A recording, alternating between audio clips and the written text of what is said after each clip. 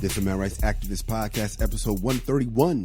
We focus on relationships, sports, and pop culture from a man's point of view. First of all, we want to thank our listeners, our new ones, our OGs. Thank you for hanging with the fellas. What up? Today's show, we got to talk about this Wendy Williams and Salt and Pepa Biopics. It was a Lifetime too, man, so I just hope that no dudes look bad in the process. Man, good luck with that, dog. Phil Collins' ex sold his gold records. Man, if I was Phil, I'd get my lawyer and sue her. That's my bad impression. That's funny, dude. Yeah, man, we got a post-nut story from a woman who's with the man that tried to pull a fast one in the sheets to compensate for his issues. And a Dear Irby from a woman whose ex reached out. She wants to know what she should do. All that and more. Right now.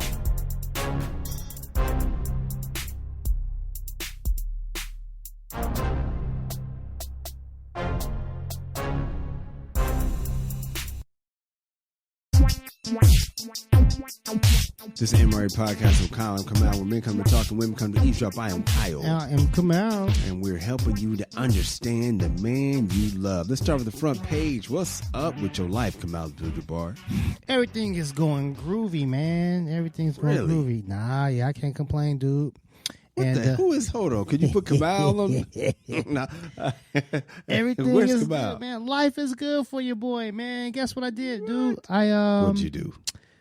I reconnected with all my college buddies the other day, man. I got us all on the group text. Mm-hmm. And honestly, man, it's probably the first time since like 97 that we weren't all in the same room, but like we were just all connected.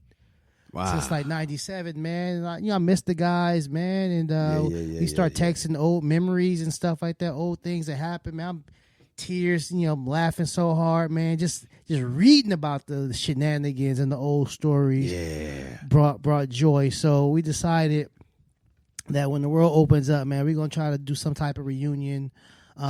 Even though all of us are, we're all scattered around the country. This is the age where, like, cats are dropping off, man. Mm-hmm. Rest in peace to Screech. Yeah, we're gonna talk about Screech, man. Dudes is dropping off, and so we wanna just start, just reconnecting, man. I was like, that was a bond, a friendship, and we just want to. Obviously, it's not gonna be the same. We all, most of us is married and stuff like that, so we can't. A couple cats in recovery, so all that fuckery. Know how that works. It's not gonna be major league fuckery like it was in 1995. Yeah, but you know what, man? I'm anxious to see the guys, man. So I'm waiting to take that vaccine. And okay, look at you getting your O.J. Simpson shot. Yeah, man. All right, man. Well, I like that, man. So, did you get any post-nut stories for the show? I got a guy, man, in our crew, man, has got political aspirations. So, man. Oh yeah. Yeah, man, we got to keep everything on the hush-hush, man. On the hush-hush. If you was there, you got it. If not, man, you missed it, man. Well, speaking of politics, man, Marjorie Taylor Greene, what the hell's up with this woman, Kamal Abdul-Jabbar, man? She is, they talked about it on Saturday Night Live, man.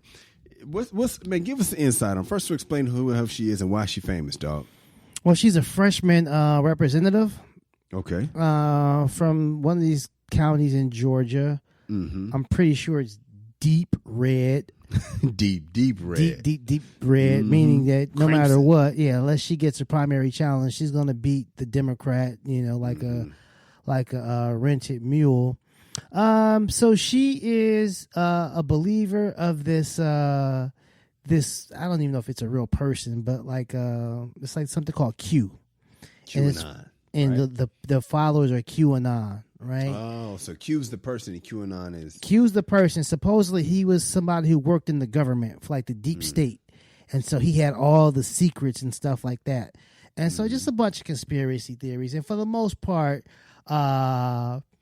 just like, they think the Democrats are a bunch of child molesters. And they have this secret child molesting ring. And they do like satanic rituals. Okay, let me stop you there. I know this has to be a conspiracy come out because ain't no white dudes named Q. Every dude I know Every dude I know named Q is a brother. Guaranteed. Every Q is a brother these days. They ain't going by Quincy, right? Or Quentin. Q. Yeah, it's really way out there. Grown-ups actually believe like Hillary Clinton wears like children's faces. She skins them and wears them as a mask and drinks their blood to stay young. They really think that? Yeah, man. It's really, really crazy if you really go down that rabbit hole. And they believe that Donald Trump was the guy that was going to like expose it all and like put an end to all this madness. And so he was their champion. And so that's how they were able to justify all of his, foolishness. But he's not here for that. He's here to expose these pedophiles. And, I don't know if you remember a couple of years ago, some guy showed up at a pizza parlor in New York with a gun. I guess he drove from like Florida because he heard there was a child sex ring in the basement of this pizza parlor in New York. And, the place didn't have a basement or nothing like that. He showed up, got arrested. Wait a minute. But he like Pee-wee's Big Adventure when he went to the Alamo. Yeah, he was looking for the basement of the Alamo. Oh, there's no basement. And so it's like these people truly believe it. They really believe this stuff. And she's one of them. And you can check her old Facebook post. She's saying a bunch of crazy shit. And this crazy person just so happens to be a part of the United States government right now. And that's what's scary. Because if they don't nip it in the bud, then she's just the first. They really do need to nip this stuff in the bud, man, because it's dangerous what they peddle, because it can get people hurt. I mean, honestly, if I truly believed there was a sex ring somewhere around here, I might be compelled to do something about it. Absolutely. Because I'm not into like children getting molested. So, a lot of these people, man, the Hillary Clinton people, the people that work for her, they have targets on them because of people like Marjorie Taylor Greene. She liked a comment that said like, like kill Nancy Pelosi. It's like, come on, man. This stuff is dangerous. It's not fun and games. It's not just crazy people on Facebook. These people are starting to run for government. So that's why it's important, yo. It's like when rap beef got deadly. Right. It used to just be talking shit on the mic, and then niggas started showing up dead. Then it was like, oh, wait a minute. You got it. There's a price to pay for these words. Right. And so this is some serious business, man. So I hope they do something about it. I doubt if they will. Well, we don't know, man. But on a even more, since we're going somber, let's just get the somber over with, man. Rest in peace to Screech from Saved by the Bell, Dustin Diamond. He was, I think he was only 44, Kamal. I grew up watching the show. Loved the show, man. Screech, he did turn into a character. We'll say that since he out of here. We ain't gonna do him too dirty. He turned into a character after the show, but while on the show, man, I mean, he was on damn near every last Saved by the Bell iteration. Yeah, I think he was the only one that did like every last one until the new one, which he wasn't invited to the new one because this and that and the other. But rest in peace. So the thing that bothers me, Kamal, is the man had lung cancer. My father has lung cancer, Kamal, and did and not from smoking. And Screech got lung cancer not from smoking. He got it because I think it spread from something else.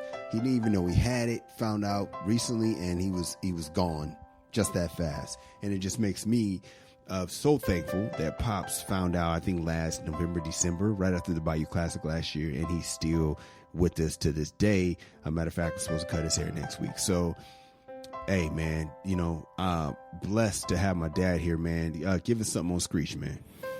Man, you said it all, man. We grew up watching this guy. He was in every single, I think, all of the Saved by the Bells except for the reboot.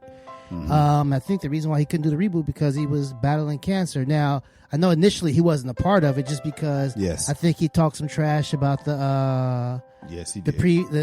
His castmates in the book that he apologized for. But good. I didn't know he did. Yeah, I think he apologized for it. And so he and Lisa Turtle, Lark Voorhees, who's had some mental issues, they weren't a part of it initially. But I think after the backlash and whatnot, and once they announced they were taking pictures, I think they were like, this shit ain't right. So they reached out to Lark. Lark did an episode or two. And I think Screech would have, but I just think he couldn't did it. He couldn't do it because of his health. That's horrible. Yeah, it's horrible, man. When the gang gets back together and you're not able to make it. Yeah. I like what they did in Cobra Kai. About what? Are you caught up? No. Did they talk about Saved by the Bell? No. How many episodes in? I don't want to ruin it for you. I finished season 1. What are you on, 3 or 2? I finished all of it. I'm done. But it's season 2, man. I don't want to ruin it for you, man. All right. Well, you already fucking ruined it. So we talk. Which dead character are we talking about? Miyagi? No, they ain't bringing Miyagi back. The man is really dead. But one of the Cobra Kai members in real life died of cancer. Oh, I do remember that. And on the show, they brought him back. They had the Cobra Kai link up one last time. He's sick. They break him out of hospice and whatever. And he dies on the show. Then, a couple of weeks later, after the joint aired, he died in real life. So it was like, dude is on his way out. Let's throw him a solid, man. They got him barely, doing some karate, barely lifting up his leg and shit like that. Yeah, but you know don't what I'm have to saying? give me all those details, really.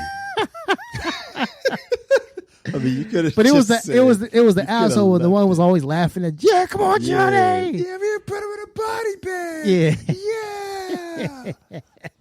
Wow. The sadistic one who actually he loves seeing Daniel get fucked up too. Oh yeah, he enjoyed it, man. He's the one that egged Johnny on at the top of the hill when Daniel was talking to Allie. Yeah, must be a trend. Take a ride, check it out. Oh shit, that's old news. Oh, for her, not for him. And there goes Johnny, and the whole shit has started. All right, well, thanks for ruining that for me, man. Sorry about that. Man. Could have been vague, but fuck it. And I'm not editing it out. Everybody else is gonna get this shit ruined too. Who you got in the big game, man? Before we move on, dude, the big game is this week. It's coming like soon.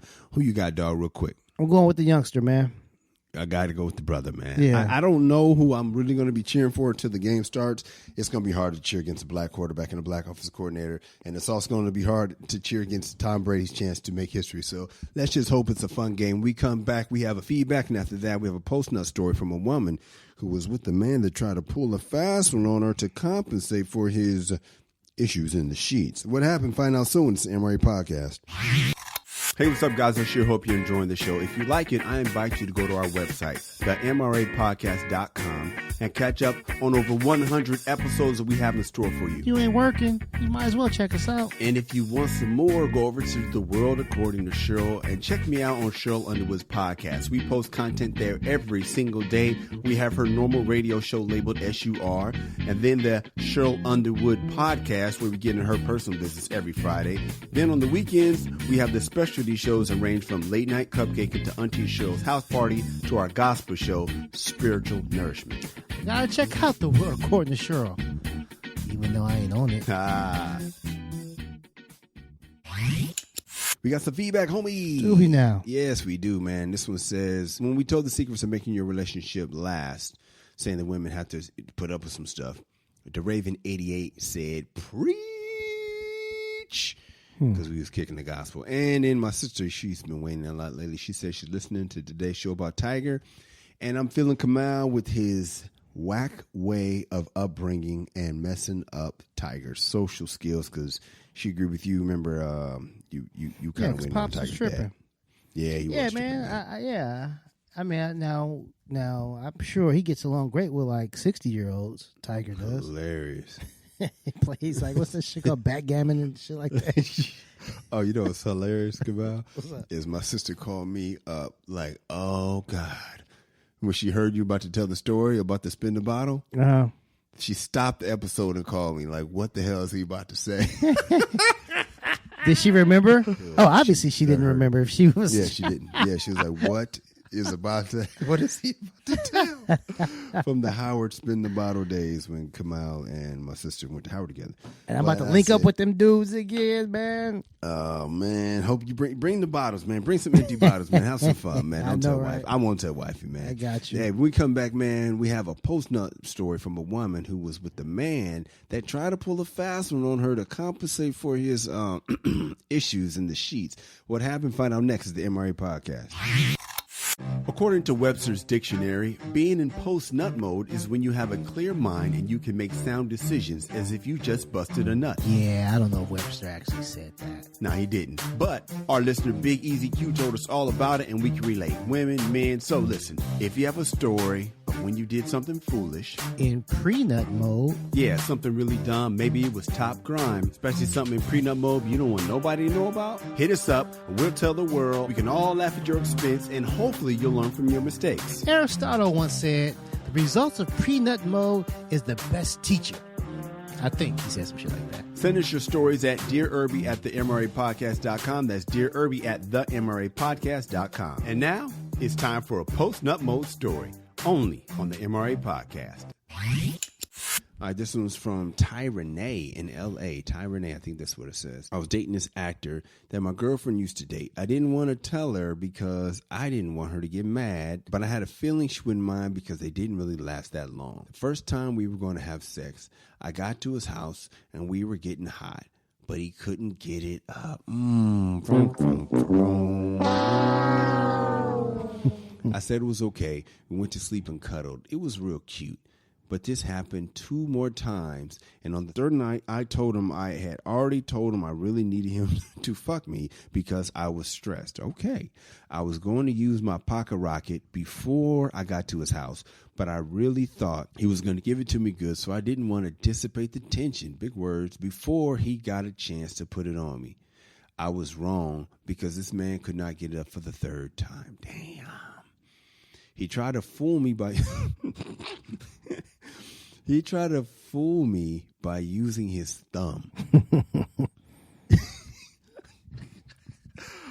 Oh, that's fucking funny, man. I have not been with that many men, but I know the difference between a limp dick he was trying to fold into me and a thumb.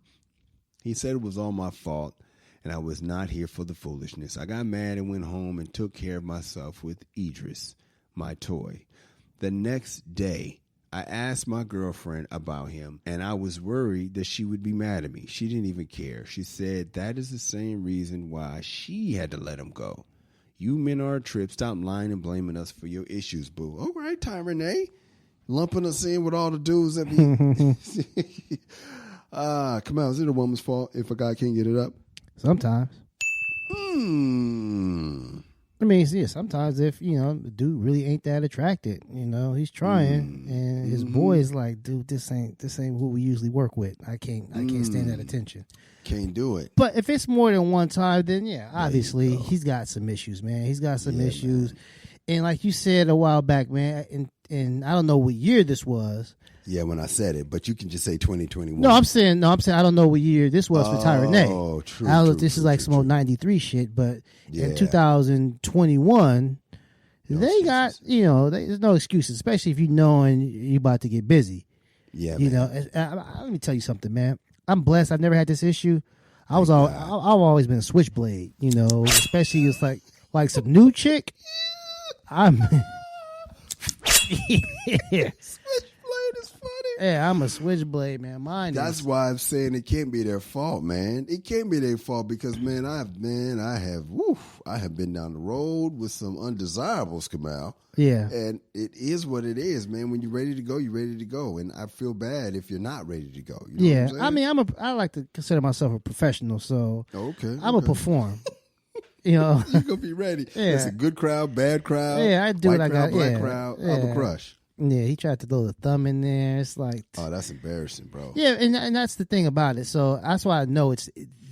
sometimes it is a girl, but this one wasn't. He's trying.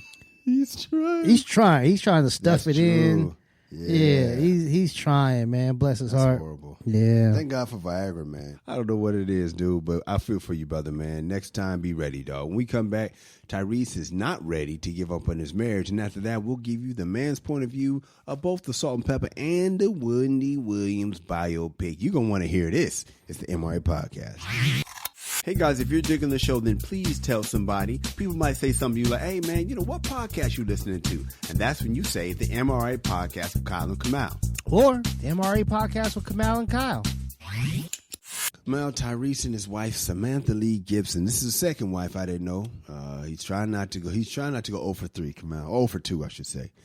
They're breaking up. Mrs. Gibson filed for divorce in September, and according to the Jasmine brand, the divorce petition reportedly stated that apparently after a dispute, Tyrese allegedly cut his wife off and allegedly left her and her 2-year-old daughter locked out of the family's Georgia home. Now, Tyrese denied it. He claims he was out of town shooting a movie and came back and they got into it and blah, blah, blah. You already know how that goes. Wifey also was reportedly asking for a doctor's salary for child support, Kamal. I guess $20,000 every 30 days is what she thought she needed for a child. $240 a year. That's ridiculous. But now my man, Tyrese wants her back. Now, Kurt Franklin's wife posted, ladies, y'all always do this shit. It's never on the dude's page. When I read the story and I saw that Kurt Franklin posted about the marriage, I was like, let me read it again. Sure enough, his wife posted. They've been together 25 years. Come on, I just knew it wasn't a dude. You know what I'm saying? It just doesn't feel like a dude thing. Mm-hmm. Anyway, Kurt Franklin posted a picture of Kurt and his wife, and they've been through some stuff that you add her on the list of great women that have put up with some things. Oh, yeah. 25 years, and Tyrese left a very, very public message come out for his wife underneath their photo, which I want to throw the flag on that. Like, why you shouting out your wife on ours? But I don't know. We'll talk about that. It said, happy, happy, happy anniversary. Magic and more magic. Dear Samantha.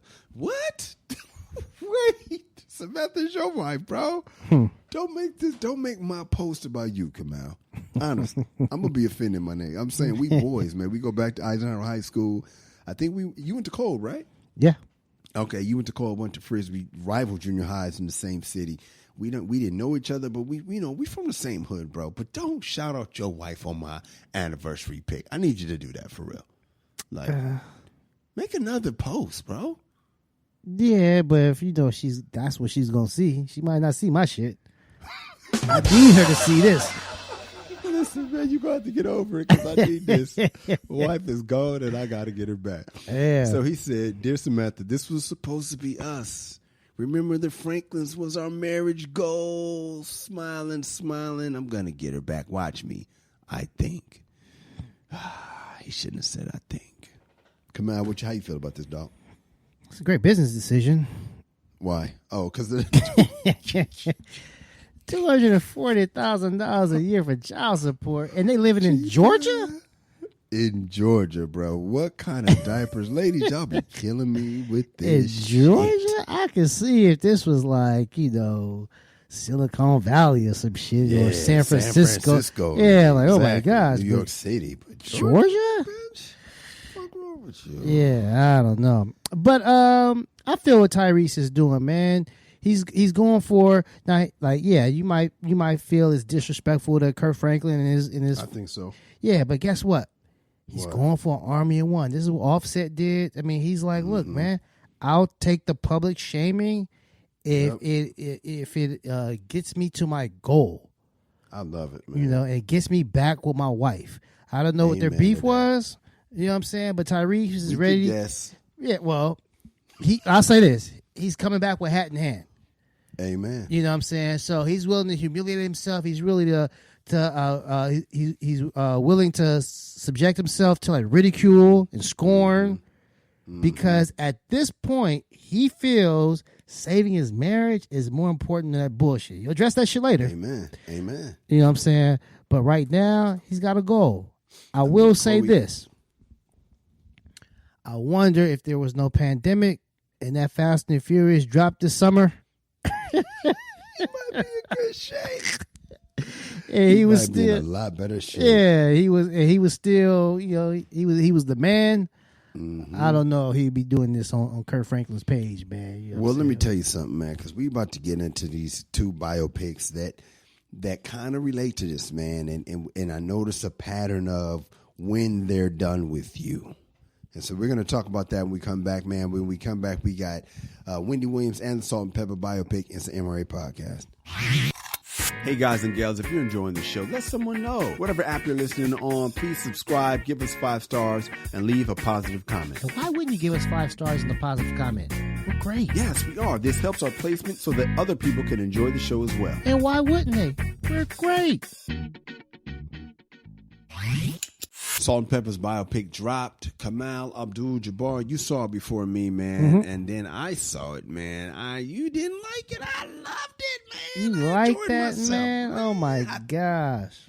Dog, I think it was because I like Salt and Pepper, man. There's certain female groups are for girls. You know what I mean? It's Salt and Pepper, before they did all that, before they turned into the R&B feminists, I love that Herbie shit, man. Yeah. I love Herbie Love Bug. So I like Dana Dane and Kid and Play and Kwame. I like this whole stable. His repertoire. Yeah, I like this whole, back in the day, cats used to have their own stables. So I like Herbie stable. Marley had his with the Juice Crew and Howie T. What was Herbie's stable called? They had a name, dog. I forgot. I don't know. Salt and Pepper talked about it on. That I don't know. Talked about it on. You had the Ruthless guys, and I liked everybody. They all had their in-house producer who did multiple groups. Yeah. You know what I'm saying? So I like that about hip hop back in the day. So Salt and Pepper was part of Herbie's joint. I fucked with Herbie, so I fuck with them. Man, I didn't know Herbie was writing all this shit though. Did not know that. I didn't know that Salt and Pepper was with. I didn't know Salt was with Herbie. I didn't know that was her boo. Yeah. I knew Herbie was writing stuff as I got older, but I'm saying when it came out, I thought they was rhyming. I didn't know. So Herbie can actually rhyme. He was writing their stuff. Yeah, man, but he couldn't rap. He was a writer. Yeah. He wanted to be. So there was a lot of shit I learned from the thing, man. Like Salt. Like I knew Salt was super safe, super Christian because she did Stomp, and I remember when they was talking about getting back together, she was like, I don't know if I can be doing. You know how they be getting when they get saved, they can't do the songs we love, like when Prince got saved. Well, I don't know, Prince might have always been saved, but you know what I'm saying. Oh no, he got saved. He got really religious. Yeah, when he got really religious, he couldn't give us the fun songs no more. That happened. So Salt went into that, but I didn't know she was saved before the group. I didn't know that. I didn't know that the Showstopper. Do you remember the song Showstopper from '86? Yeah. Anyway, I didn't know that was a diss to the show until the movie. I just thought the shit was fire, man. But one thing, so ladies, there was a part in the movie, man, where Pep got pregnant, and dude, he didn't quite do like Katie Kane in Menace to Society. But he was just like, oh, word, I thought you was on the pill. And Pep said, I was hoping that you said, I'm so happy, I can't wait to get married, I can't wait to move in. When she said that, Kamal, I was like, why would he say that? Ladies, that doesn't make sense to me. Kamal, maybe that makes sense to you. You're the good cop. Does that make sense to you? It makes sense that she would want that. It makes sense that he would say that and mean it. Nah. Well, fucking no. Here's the thing, man. I know some guys that would. And maybe Pep, her bank account wasn't where probably he thought it needed to be. But I can guarantee, man, if somebody got like, Kathy Hughes or Oprah or, you know what I'm saying, Dave Chappelle had the funny sketch about him getting Oprah pregnant and stuff like that, man. Yeah. If you get the right person pregnant, you know what I'm saying, Britney Spears or somebody like that, it's like, hey, why we bullshitting? Where we going to get this official? So I can see it happening. But I can also see a guy like, nah, man, especially if, she wasn't, balling out of control as she was when she was with Tretch. When she was with Tretch, man, she was lavish parties. Her house in Atlanta was laid. It was doing it. Yeah. I had a problem with it, though, man. Go ahead, tell me what happened. What made you mad? I mean, it's a Lifetime movie, so guys are just bad. Tretch was awful. I was like, Herbie was awful. Like, is it a prerequisite that the niggas got to be ain't shit? They have to be. Damn, Lifetime? Yeah, it's like, dude, come on, man. What the hell? It's like these are heroes of mine, man. Like I grew up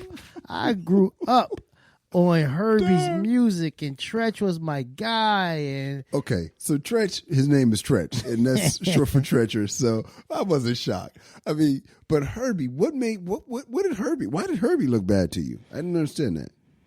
I know you didn't like. I know you weren't a big fan of the way they portrayed him. What was bad about Herbie? Just what I'm saying, the chicks calling, just being sloppy. Sloppy. The chicks calling the studio, calling Salt, making fun of Salt. That's disrespectful. You know, missing studio time bothered me. Right. Well, that's fucking at work. Yeah, and just always every time she turned her back, you know what I'm saying, he's like they got him like behind the chick or like macking. He's hollering. Yeah. She's upstairs in the hotel. He's downstairs in the bar getting the chicks. Like he's that sloppy.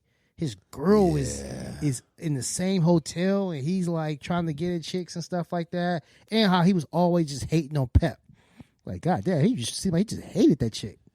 Yeah, but Pep said herself. I watched them on The Breakfast Club. Salt. Salt was like, I needed a 10-year break from Pep because Pep is a bit much. She's a lot. And so I always loved Pep because she was my favorite. Girl Deesh.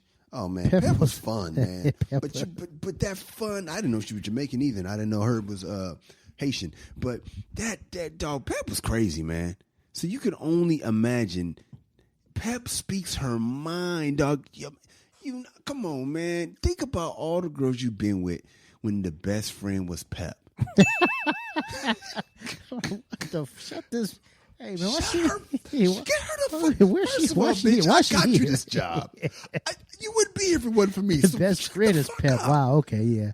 I see things differently now. The best friend is Pep. Okay. Will you shut her the fuck up? Damn. And it's always the three of them. Yeah. You know what I mean? So it's like, I love Pep, man, as a fan. But as a friend, if she had to been tough, go ahead. I thought you wouldn't like it just on the strength that they cut Spin out. Like Spin in real life is salty because maybe about a year ago they fired her. Why wouldn't I like that? Well, I thought basically because I know you in the history and stuff like that. Mm-hmm. So Spin had no input in the movie. She's barely in it. She's background. Yeah. And so we don't Spin has no storyline whatsoever. It's really Salt and Peppa. And based on Salt's relationship with Herbie, we see more of Herbie. Mm-hmm. You know, his life outside of Salt and Peppa. You see him away from Salt and Peppa. You don't see Spin at all. Spin, if them two ain't on screen, Spin ain't there. You know what I'm saying? Man. I just thought that you would be like, man, Spin, like you growing up, it's always been Salt and Peppa and Spinderella. Yeah, but the group's called Salt and Peppa, dog. Let's just be real, man. I'm sorry, man. I'm trying. That's like Run DMC. You would expect Jam Master Jay, right? You would expect it. You would, but it's still Run and it's DJ Run and DMC. That's really what the group is. Well, right. I would say too, like they was all homeboys. I don't think Spin was a homie. She was hired, and that was their argument. Like, dude, we was already a group before she got on, and so and I'm thinking this is like my interpretation of what Salt was saying. Me trying to read between the lines. Spin thought that she was bigger than or deserved a bigger piece of the pie than probably what they were willing to pay her. It had to be tough to be Spinderella, man. And Spinderella is so pretty, and she's so cool, and she's part of the group. But she is like that stepsister, man. It's like, this is Salt and Peppa, man. And you know, even when I was growing up, I always be like, what? I don't understand Spin. Like, what does she do? Because she ain't scratching, really. Yeah, I know what I'm saying. Like, do you produce the beat? Like, what do you do? Nope. And you're not even producing the beat, so it's like you're part of the stage crew, but it's like it has to be frustrating to split my money three ways when I know good and damn well that this is, you know what I mean? It's me and Kamau. I don't think she was getting split, but I'm saying as they've started putting the years and years and years, 30 years later, she probably thinks, we got a show in Vegas. All right, what's my whoa? What y'all making? Hold on, man. I'm part of the group. I've been there for 30 years. They're like, slow down. We're going to let you do, what is it, What a Man? Or, she raps on What a Man, right? Yeah. We let you rhyme What a Man. You dance with the group, but the show is going to be me and Pep rhyming. And so I think she got a little salty with that. No pun intended, man. Anyway, man, so I enjoyed it, man. We could talk about Spinderella forever, man, but we got to keep it moving, man, because that is controversial. When we come back, man, we got to talk about this Wendy Williams joint, man. Wow! Man, that once again, Lifetime, they made suckers look bad like my man Eric B. And he had to respond to that. We'll talk about it when we come back. It's the MRA Podcast. You listen to us, but Kamal and I want you to know that we listen to you too. Even if we don't always respond to your tweets in a timely manner. I love how you say we, man. So if you have some feedback, maybe you agree. Maybe you disagree. Or maybe you just want to tell us how much you love the show, or that you want to testify about how we specifically helped you out. Or maybe you just want to tell Kamal how he was right or wrong. But mostly right. Whatever you want to tell us, hit us on our social. I'm at Kyle Irby. I'm at Angry Kamal. Hit us up and you just might hear your comment on the air. Promise, we'll be gentle.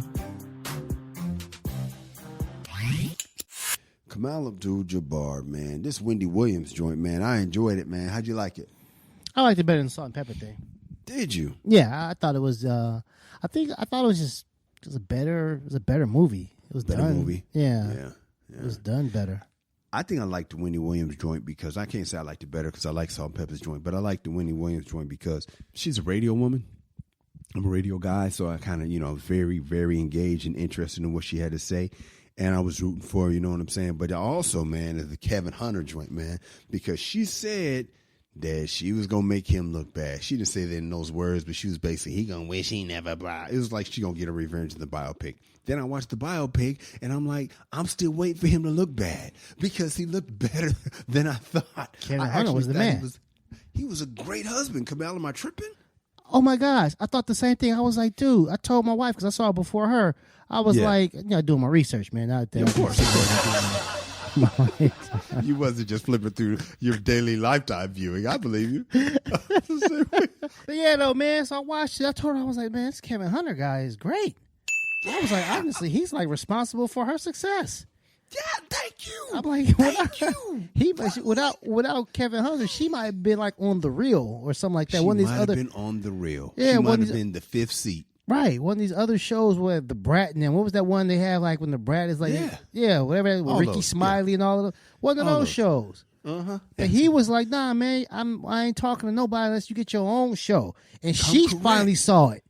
Yes. And so this is her story. And she could have dogged him the whole time. And maybe this is her attempt to dog him, but a lot of stuff that she was forthcoming about, it's like, man, this guy is beyond solid. Dog, this motherfucker loved him some Wendy. He put up with her shit, all her mood, the drugs, the narcissism. I love when he rolled up on the studio, and I kept thinking to myself, this is the woman who says she's going to trash him in this movie. This is her trashing him. Right. So it's not like she's just, no, this is her account, not his.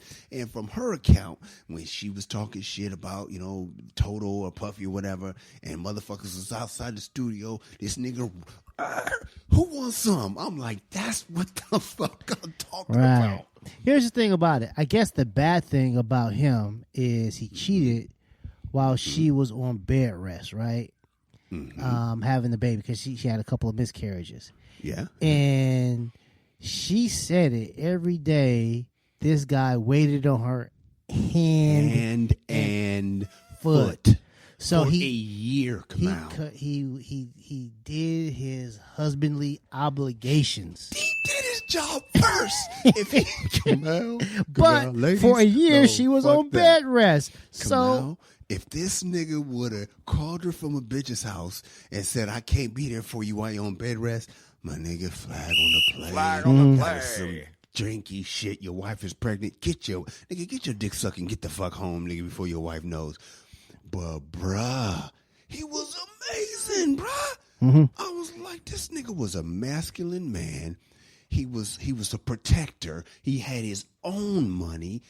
Come, man, if you don't get out of here with these, man, he was so solid. Okay, she found out.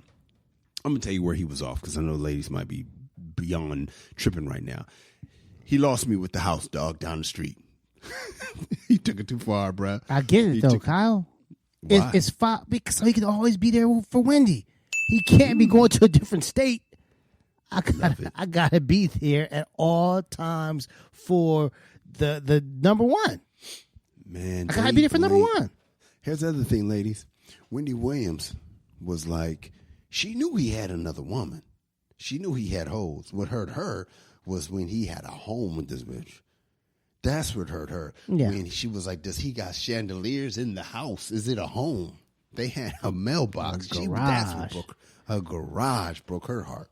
Yeah, I mean, it was rough, man. And so I understand where she's coming from as well, but I understand where he was coming from. Absolutely. I see both sides of it. I take no pleasure. I take no pleasure in any of this, Kyle. But I think that I think where Kevin went wrong was that he didn't have a more loyal cat on his team. And that guy just gave up all game. Who the fuck was that guy? Who was that guy? Kamal. That dude was just she didn't really beat it out of him. She just, where is he? You got Queen Wendy at home. I had some boys like that in my crew when I was in high school. They're shaky like that? Nah, yeah, it hurt my heart. My wife used to tell me that shit, that your boys whoop-de-did. I stopped fucking with them. But she told me, man, the motherfuckers used to be like give her the poor baby look, and like I wasn't shit. And like at the house, man, when she would come by, they would kind of like pat her on the shoulder. What kind of bitch ass nigga does some shit like that? Falling for the okie doke?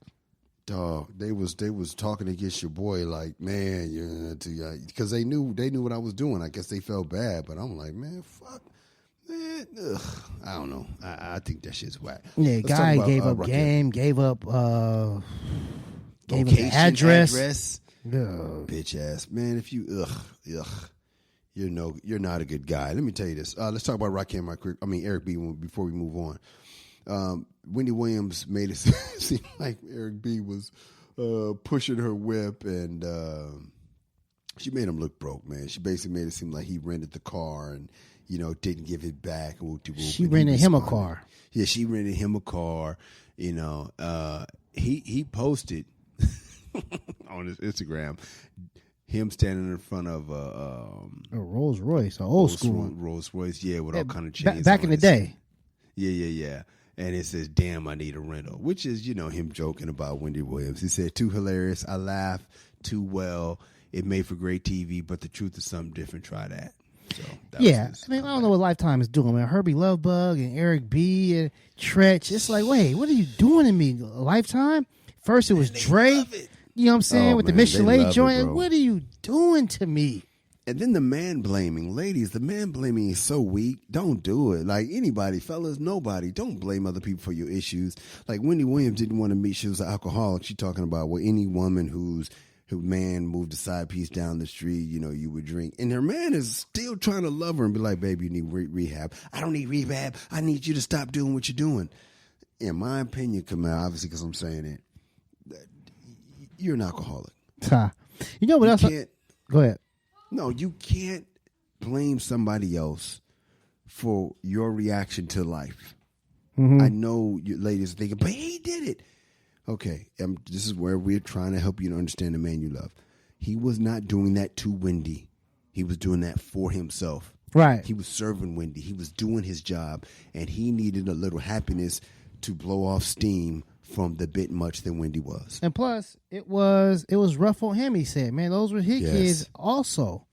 Yes. When she was having those miscarriages, man. And so that I remember, and I don't know if that was an actor thing or when it first happened. I mean, it was like in real life.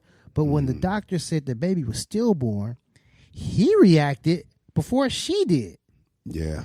He was like, oh. And she was like, what are you saying? What are you saying? He knew exactly. And ladies, what in your mind, you're probably thinking how we should react. But you just like when Wendy needed a drink because of life. Sometimes a man just need a little ass because of life. And you might be thinking, well, come to me. That's just not real. Mm-mm. Sometimes it ain't you. Sometimes we need to blow off some steam. I'm not saying it's right. I'm just trying to help you to understand the man you love. Sometimes a nigga just need to go hit something. And it's not to hurt you. It's only to hurt you if he throws it in your face after he doesn't. And I seriously doubt he done that. He done that. Yo. Final thing, man, which I didn't see in this biopic, is her escapades with Eric Sermon and Method Man. They might make one. Method Man's wife is pissed. Method Man's wife is ridiculously mad because like now all of a sudden Wendy is just airing people out. She's at that point, and she said she had a one-nighter with Method Man. And what I don't like is years ago when Method Man's wife was like battling cancer, when Wendy was still on the radio before she had her show, she aired that out before Method Man's wife even told her family and friends. So I don't know how she found out. And so years later, she said she had a one-nighter, and it's like, you know what? It might make sense for her to be airing out the wife's thing if she was just attracted to Method Man. She wanted him, and she's just trying to like mess up their relationship. Yeah. So I was like, wow, she didn't put that in there, and she didn't mention Eric Sermon, who I think she also tried to get with, and he was like, gave her the Heisman, and then she started calling him gay and all that stuff, and so Wendy was messy, man. Wendy had a very messy career, and I am no fan of Wendy Williams. You know, my wife likes her. I am no fan of hers. My wife watches her religiously, and so I've seen the show a lot. I'll come into the living room and she's watching her, and so you know, I've softened on her. But you know, Tupac didn't like her. I think she said Tupac got raped in jail. When she was on New York radio, she was just making a lot of allegations, and that's why Kevin Hunter was so important. That is why she should still be with Kevin Hunter. I'm sorry, because of all the salacious things she said about these rappers in the city of New York. And who was the one protecting her night and day? Kevin Hunter. We come back, man. Speaking of salacious, Phil Collins' ex is at it again. What did she do this time? We'll explain. It's the MRA Podcast. Guys, I have a comedy album. It's called Be a Man at All Times, and it's on, what's it on? Oh, Spotify, iTunes, or wherever you stream your content. It's a damn good comedy album. I appreciate that, man. There's stand-up on there. Kamal and I wrote a whodunit mystery called The Case of the Missing Balls. That's on there. Based on a true story. Check out the album. Show your boy some support. And you can buy it on iTunes. Keyword buy it. Stop streaming. Kamal, speaking of, Phil Collins' ex sold a bunch of his stuff allegedly in an effort to downsize for the move, because you know she's finally getting kicked the hell out of the mansion and moving to instead of the $40 million joint, she's in the $5 million joint, which is still laid out in Florida. The problem is, some of the stuff she's selling is not even hers. According to Page 6, she's selling some of his gold records, and the bidding will start at $1,000 each. And she said at $100 each. And she said she's selling them because they no longer spark joy. What in the hell, Kamal? That's just evil. $100 for like gold records.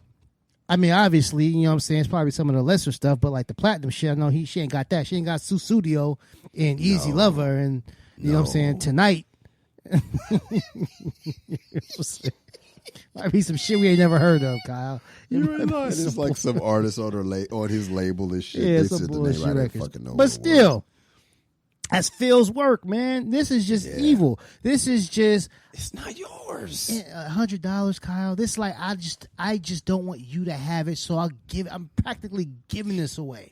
And I'm giving 10% to charity. Man, if you don't get the fuck out of my face, that means you're giving 90% to you. Well, the thing about it is, I don't even think at this point it's about the money, Kyle. I think it's really just spiteful, just to piss this man off.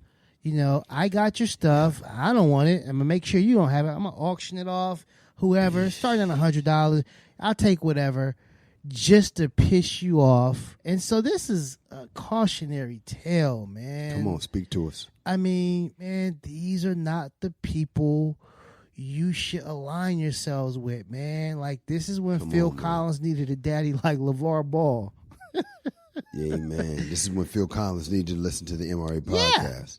Yeah, I mean, we probably weren't around back then, but I would have told Phil, don't do it. Where'd you find her? Man. Where'd you meet her? Were you introduced to anybody solid?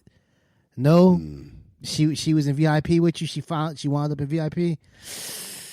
Nah, say spend about maybe 2 weeks with her having fun, and then punt team get ready. When we get back, the Pistons beat the Lakers. It's Kamal's chance to gloat, and after that we have a Dear Irby from a woman who still thinks about her ex-husband. Now that he has reached out, she wants to know what should she do. Kamal and I are going to coach her up as the MRA podcast. Hey guys, what's up? If you're enjoying this show, do us a favor and donate to our Patreon. Word. Just go to www.patreon.com. That's patreon.com and make a donation to the MRA podcast of Kyle and Kamal. Word. It's that simple. Listen to the show, love the show, share the show, break the show off with some dough. Bars.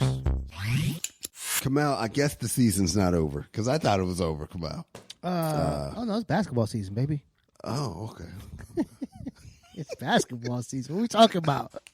Okay, so your season's not over yet. Okay, cool. So y'all playing this year because y'all wasn't in the bubble. We was in the bubble. We was looking for y'all. We couldn't find y'all. We play a couple games. We looked on every floor in the bubble. We couldn't. We play a couple games a year.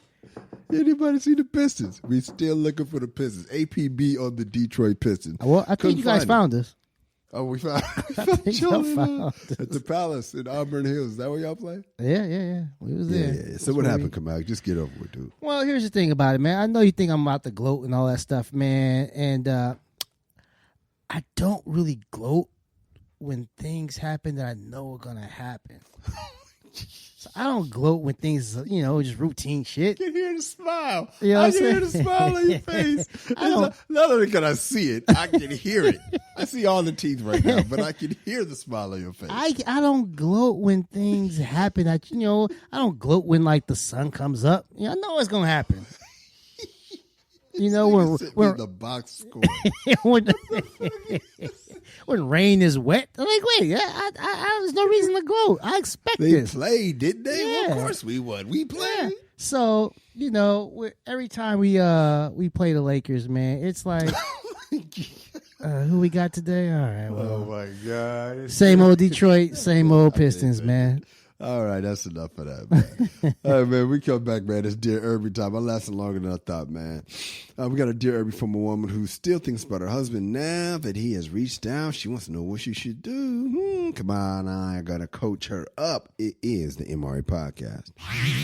You need some advice in your relationship and can't afford a therapist? Yeah. Hit us up and we'll get you through this. We won't even charge you a copay. Exactly. The Dear Irby letter is our longest standing segment on the MRA, dating all the way back to the webisodes. This is where we truly save relationships one listener at a time. We've saved marriages. Encouraged divorce. Taught a guy how to please his woman. Encouraged divorce. Yeah, so hit us up for advice and we'll help you out. Send your emails to dearirby@themrapodcast.com. That is dearirby@themrapodcast.com. Hilarious in the commercial, you and I still singing different Phil Collins songs, man. That dude, beast, man. I'm singing In the Air Tonight. You doing Easy Lover. All right, here we go, man. Let's get in this Dear Irby letter. Let us. Dear Irby, I've been married twice before to the same man. Look at that. After we divorced the second time, he remarried a woman half his age. Here we go. I wonder where he met her. Was it the VIP? I pretended not to pay attention to what he was doing, but I knew all the details because I stayed close to his sister. Nobody in the family liked the new girl. They all thought she was just after his money. Turns out she left him for a man with even more money than my ex-husband. He and I get really angry at one another, but I must say I still think about him a lot. Lately, I have been thinking about him even more ever since I found out that young Miss Thang left him. That's hilarious. Last week, out of the blue, he sent me a letter through the mail telling me how much he still thinks of me. I like it. We used to do this thing every night at sunset where we went outside and shared a moment together. He says he still thinks about me when the sun goes down. My question to you, men, is this: should I write him back? It could be harmless. Then again, it could lead to divorce number 3 for me. What do you think? Layla in Redlands, come out. Help her out, dog. Layla in Redlands, let me tell you something. This is your guy. You've already been married to him twice. You guys keep finding a way to come back to each other. You guys are like Forrest and Jenny. This is your guy. All right. And here's the thing about it. I don't know if you were short on time, but you didn't air him out in this letter. You didn't say all the reasons why you guys were divorced. He was cheating. He was no good. You said both of you guys get angry at each other. So you're taking you putting some ownership on yourself as well in the mess. And so you've been thinking about him. He sends you a letter out the blue, and you're asking us, should you write him back? I mean, listen, this is the universe saying that's your guy. Get your guy back. You've already married him twice. Whatever qualities that he has that made you say yes, you still miss those. And I venture to say you'll say yes again. And third time, honestly, whatever forced you guys to be apart, I'm hoping that you guys are mature enough now and have learned from past mistakes. I don't know whose fault it was. I don't know if it was mutual, but whatever it is, you've learned from it. You learn how to deal with whatever it is. You had a problem with him, and he's learned how to deal with whatever it is he had a problem with you. Yeah. But you guys are kindred spirits. And so I would say, hell yeah, write that letter or contact him yesterday. You got his information still. I thought it was really romantic. You know what I'm saying? He sent you a letter through the mail. Come on. Old school. He took the time to write that out. It wasn't a text message like, sup, Sup? No, that man wants his woman back. And obviously, you've been keeping up with him. I'm close to his sister. Yeah, okay. You know what I'm saying? You ain't gotta be close. You ain't gotta be keeping tabs on him. You was rooting for this thing to fail, him and the youngster. And the universe is rooting for this to fail. Absolutely. And the universe showed him with her going on to like the cat who had more money than him, showed him that this ain't what he need to be going after. Amen to that. He needs his day one, and that's when he realized, hey man, let me reach out to my girl, man. We still think about each other on sunsets and whatnot. Love it. That's some campy shit. I mean, really, that's the campy shit that'd be on Lifetime movies and stuff like that. That's that perfect guy stuff. Do you still look at sunsets? I do. Yeah. That's the shit that'd be in some, and he's actually doing the shit. Come on, man. Come on. Let me get my turn. Come out. You ready to jump in? I'm ready. Layla. I'm trying to be patient. Layla, I'm going to say, for my take, man, write that man, call that man, rekindle that relationship, and make it, and jump that broom for the third time. When we come back, I'm going to weigh in. Yo, what's up? I'm Kyle. And I'm Kamal. And you're listening to the MRA podcast, where men come to talk and women come to eavesdrop.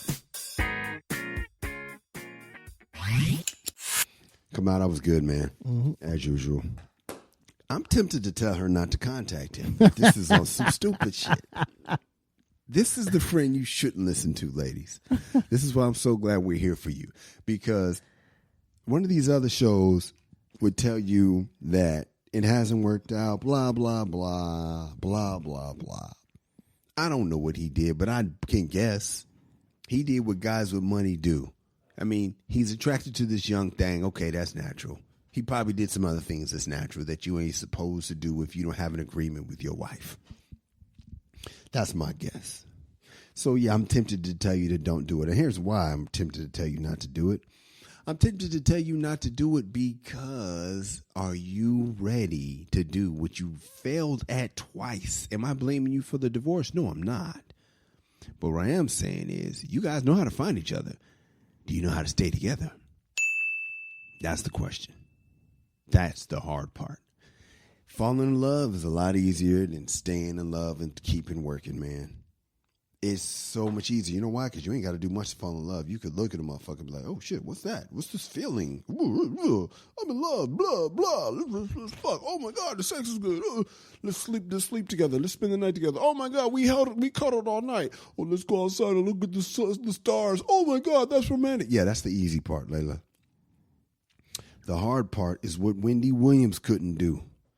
And a lot of times we don't put up with some shit that we're willing to put up with. That's deep. You're actually willing to put up with this. You can do it. But motherfuckers say you shouldn't, so you don't. Layla, you got to understand, no matter what this man did, it's not about him writing you back. It's about, can you handle everything he's done to you? Can you handle him doing that again? Don't write him back if you can't accept who he is. Just don't do it. You got to think, what is the worst he's capable of? And if you can't handle that, don't write him back. Don't call him. If you're not ready. If you're going to put this all as his problem, and has he changed? We ain't worried about him changing. Can you handle him on his worst day? If you can, call him. If you cannot, keep that Heisman up there because you're wasting your time. Where can we find you? Twitter and Instagram at Angry Kamal. I'm at Kyle Irby, KYLEERBY on all social media. At the MRA Podcast, where you can find us both on all social. KyleIrby.com is my website. Check out some commercials I've done, some stand-up clips. Yeah, and all the episodes we've ever done are available, 131 of them, at the MRApodcast.com. Now, thank you for doing your research and bringing it as usual. You are the guy. Ladies, we love you. Fellas, be a man at all times. Deuces. MRA.